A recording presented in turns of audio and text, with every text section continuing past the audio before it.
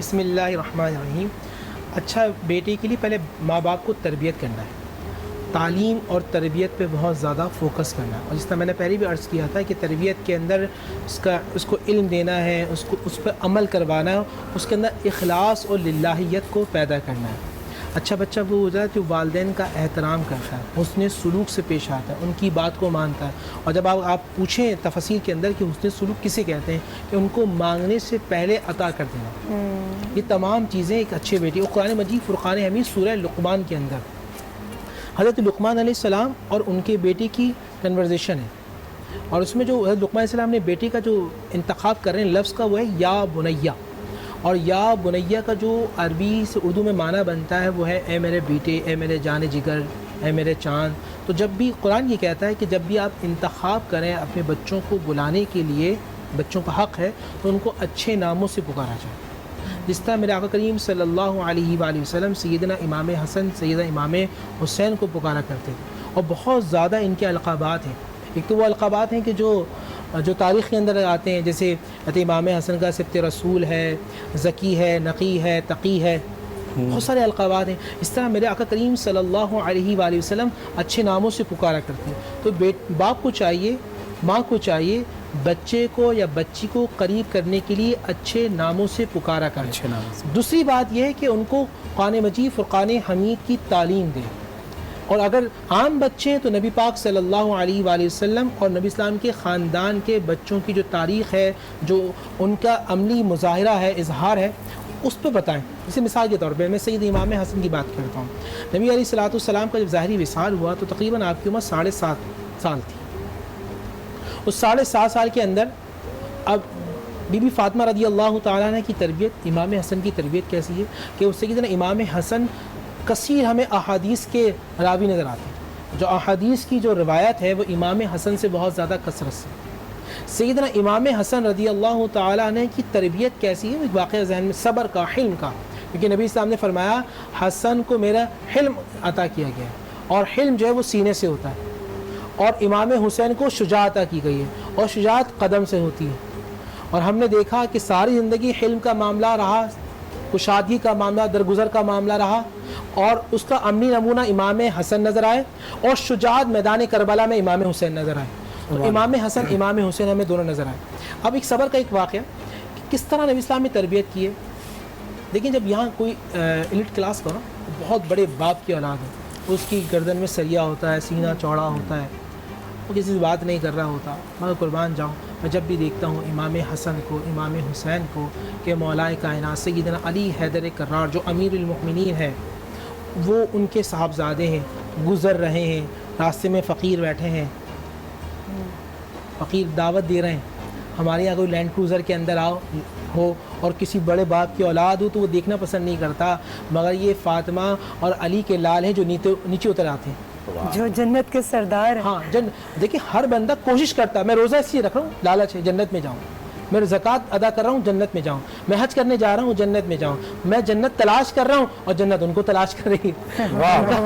ان کا انداز کیا, گھوڑے سے اتر آتے ہیں, ایک روایت میں اونٹ سے اتر آتے ہیں, وہ فقیروں کے ساتھ بیٹھتے ہیں. امام حسن اپنے ہاتھوں سے توڑتے ہیں اور ان فقیر و غریبوں کو اپنے ہاتھ سے توڑ کر کھانا کھلاتے ہیں, اور کہتے ہیں میں نے آپ کی دعوت قبول کر لی, آپ میری دعوت قبول کریں. اور پھر وہاں ایک صبر نظر آتا ہے کہ بیٹھے ہیں, باندی آ رہی ہے, اور وہ باندی بھی امام حسن کے گھر کی ہے, وہ باندی بھی علی کے خاندان کی ہے, نوکرانی ہے, وہاں سے آ رہی ہے, گرم گرم شوربہ ہے, سالن ہے جو لے کر آ رہی ہے, پاؤں الجھتا ہے, امام حسن بیٹھے ہیں اور ایک دم گرم گرم سالن ان پہ گرے آتے ہیں. مجھے بتایا فرحان بھائی, جو گرم سالن ہم پہ گرے, نوکرانی ہو یا نوکر ہو, کیا انداز ہو. حسن نے اس طرح دیکھا, وہ باندی نوکرانی اب قرآن کی آیت پڑھ رہی ہے گھر, کس خاندان کی ہے, آل رسول کی خاندان کی. ویسے امام حسن نے دیکھا, قرآن کی آیت پڑھی, والکاظمین الغیظ, جو غصے کو پی جاتے ہیں. آپ نے مسکرا کر دکھا, میں نے غصے کو پی لیا.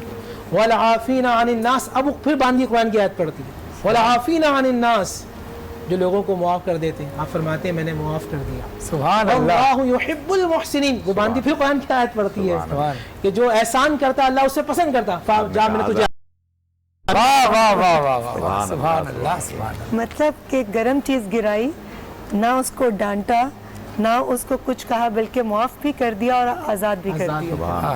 کیا کہنے.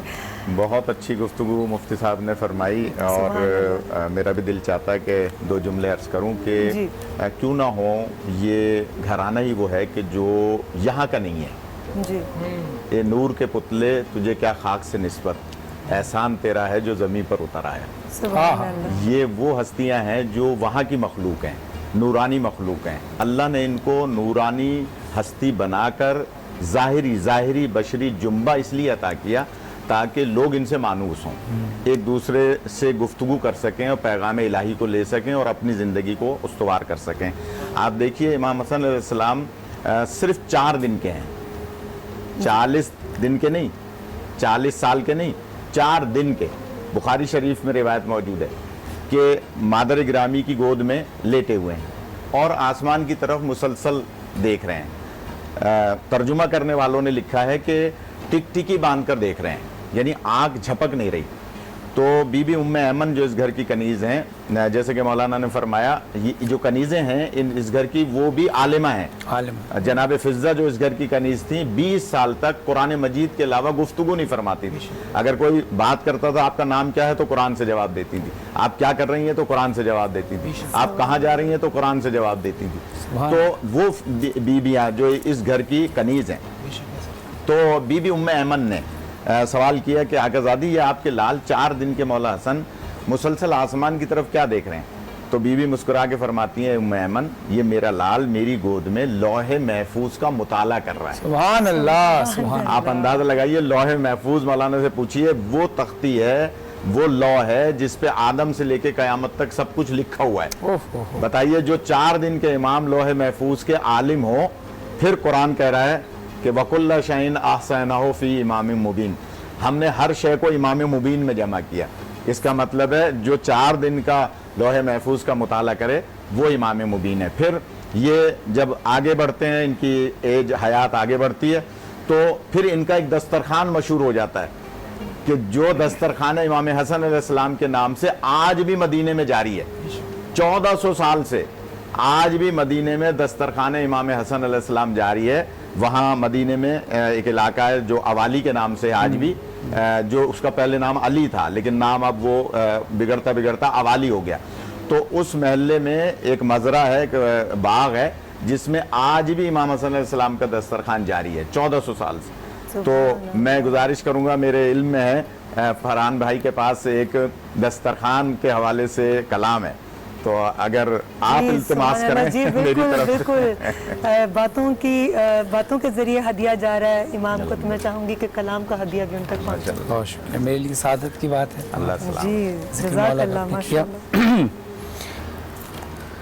واللہ خیر الرازقین، واللہ خیر الرازقین، رحمت کا وسیلہ ہے، برکت کا وسیلہ ہے، مولا کا دسترخوان ہے کیا،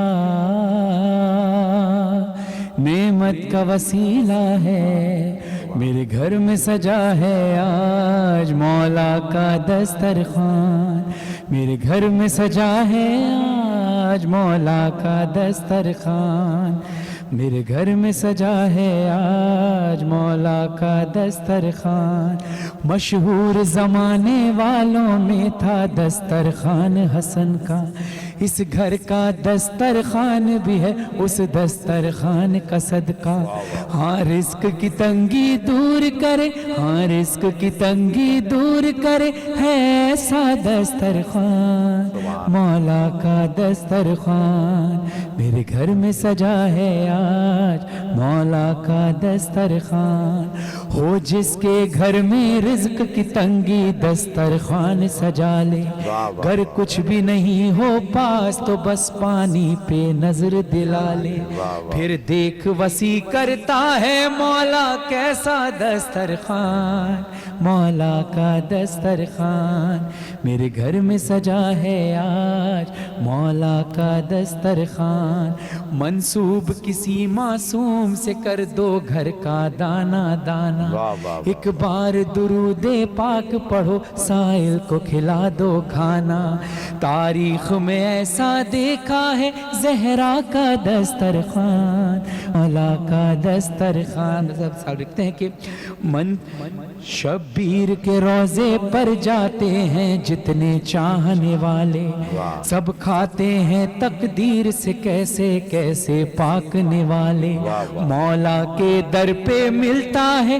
مولا کا دسترخوان مولا کا دسترخوان فرحان پڑھے مظہر بھی لکھے اس دسترخوان کی مدحت اس دسترخوان پہ کھانا کھا کر بڑھ جاتی ہے عزت سبحان اللہ۔ ہے آل نبی سے نسبت جس کو ایسا دسترخوان مولا کا دسترخوان میرے گھر میں سجا ہے آج مولا کا دسترخوان کرم کرم اللہ نبی کا کرم کرم بی بی زہرا کا کرم کرم اللہ نبی کا کرم کرم بی بی زہرا کا واللہ خیر الرازقین واللہ خیر الرازقین جزاک جزاک اللہ ماشاء اللہ ماشاء اللہ ماشاء اللہ ماشاء اللہ اللہ سلامت۔ خوبصورت گفتگو اور خوبصورت کلام کا سلسلہ جاری ہے. ہم لیں گے ایک چھوٹا سا بریک. آپ کہیں مت جائیے گا.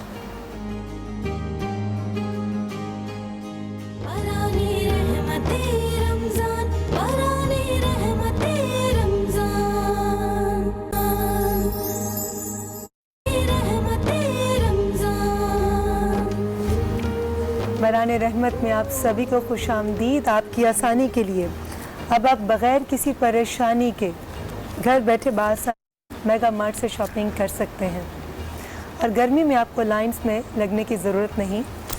100% صفائی کے ساتھ آپ کے گھر تک تمام سامان جو ہے وہ ڈیلیور کیا جائے گا.